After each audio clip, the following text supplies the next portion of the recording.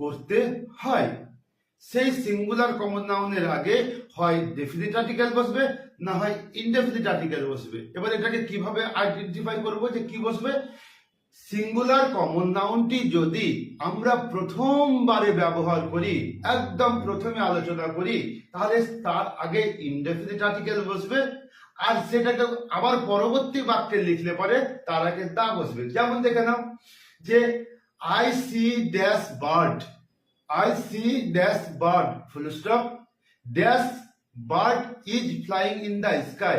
তাহলে এখানে বার্ড, এই বার্ডের আগে প্রথমবার I see dash bird, এখানে হবে এ, কারণ বার্ড সিঙ্গুলার কমন নাউন, এটা প্রথমেই বলেছি, এটা আমাদের কাছে অনির্দিষ্ট, তাই তার আগে এ বসবে। I see a bird full stop।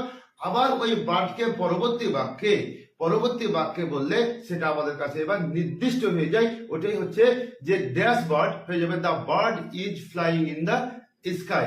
তো বন্ধুরা, তোমরা আজকে জানি যে সিঙ্গুলার কমন নাউনের আগে একটা আর্টিকেল ব্যবহার করতে হবেই, এটাই হচ্ছে সাধারণ একদম ম্যান্ডেটরি রুলস। এবার সিঙ্গুলার কমন নাউনটি যদি কোনো বাক্যে প্রথমে আলোচনা করা হয়, তবে সেটাকে আমরাকে ইনডেফিনিট ধরে নিতে হয়। সেখানে ডেফিনিট আর্টিকেল বসবে না, তার আগে ইনডেফিনিট আর্টিকেল এ কিংবা অ্যান বসবে।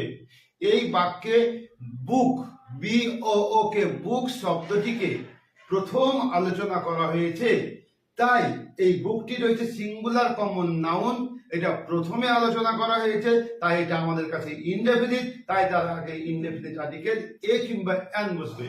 বুকের বি হচ্ছে, এখানে বিটা হচ্ছে কনসোনেন্ট, তাই এখানে কি বসলো? এ বসলো। এ বুক হ্যাজ বিন লাইং। তারপর